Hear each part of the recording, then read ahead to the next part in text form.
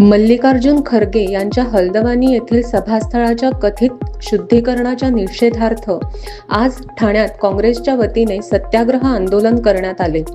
यावेळी काँग्रेस कार्यकर्त्यांनी घोषणाबाजी करत जातीय भेदभावाचा निषेध केला। सार्वजनिक व्यासपीठाचे शुद्धीकरण करणे हा संविधानातील समानतेच्या मूल्यांचा अपमान असल्याचा आरोप ठाणे काँग्रेस अध्यक्ष राहुल पिंगळे यांनी केला। छत्रपती शिवाजी महाराज, महात्मा फुले आणि डॉक्टर बाबासाहेब आंबेडकर यांच्या समतेच्या विचारांच्या महाराष्ट्रात जातीयवादाला थारा दिला जाणार नाही असा इशाराही काँग्रेसने दिला।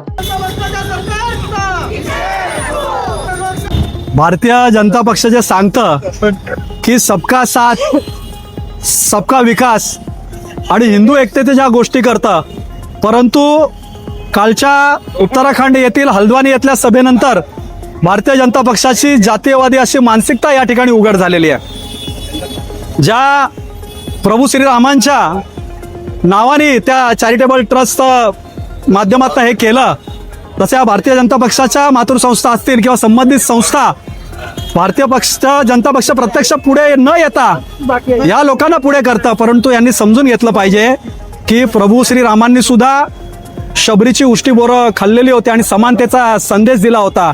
त्यामुळे हे कुठेतरी प्रभू श्रीरामांच्या मानसिकतेला सुद्धा हे लोक मानत नाहीयेत आणि ही भारतीय जनता पक्षाची मानसिकता ही सातत्याने दिसून येते। मग राष्ट्रपती आपल्या द्रौपदी मुर्मू असतील, त्यांना राम मंदिराच्या उद्घाटनाला त्या ठिकाणी आमंत्रण न देणं, संसद भवनासारख्या ठिकाणी त्यांना आमंत्रण न देणं, बिहारमध्ये तुम्ही बघितलं असेल की बिहारमध्ये सुद्धा जे माजी मुख्यमंत्री होते त्यांनी मंदिरामध्ये गेल्यानंतर त्या मंदिराचं शुद्धीकरण त्या ठिकाणी करण्यात आलं।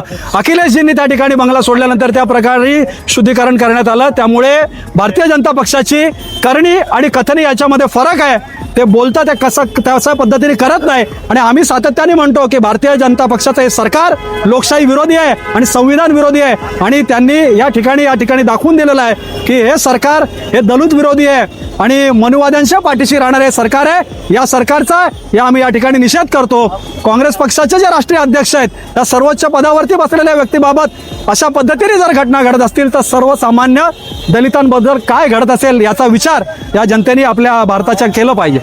तर देशाला स्वातंत्र्य मिळून 75 वर्ष झाली तरी हे जातीबाजी अडकलेले आहेत, काय सांगतो? मग मी तेच सांगतो ना की डॉक्टर बाबासाहेबांनी आपल्याला संविधान दिलं आणि समानतेचा अधिकार, न्याय, बंधुता आणि समानता, कुठेतरी ही परिस्थिती बदलली असेल, परंतु ही सरकार आल्यापासून अशा मानसिकतेला खतपाणी घालण्याचं काम हे सरकार करत आहे। कुठल्याही प्रकारची कठोर कारवाई यांच्यावर होत नाही। मला सांगा, जर एखाद्या कायद्यान्वये जर कारवाई होत असेल तर अशा प्रकारे हे लोक धादावणार नाहीत करायला, परंतु यांना कुठेतरी पाठीशी घातलं जातं, यांना खतपाणी या ठिकाणी घातलं जातं। मनुवादी मानसिकतेला, जातीवादी मानसिकतेला हे खतपाणी घातलं जातं आणि दलितांवर सातत्याने अत्याचार होतात। परंतु बघा, तुम्ही ज्याप्रमाणे म्हणालात, परंतु पिक्चर एक वेगळा निर्माण करायचं, निवडणुका आल्या की दलितांच्या घरी जायचं, त्यांच्याबरोबर जेवण करायचं, बसायचं आणि आम्ही दलितांबरोबर कशा पद्धतीने हे दाखवायचा प्रयत्न करायचा, परंतु दलितांचा अपमान करायचा हाच भारतीय जनता पक्षाचा अजेंडा आहे। आणि पूर्ण भारताच्या 140 कोटी जनतेने ओळखलेला आहे की जे काँग्रेस पक्षाच्या अध्यक्षांबरोबर जर अशा पद्धतीने घडू शकतं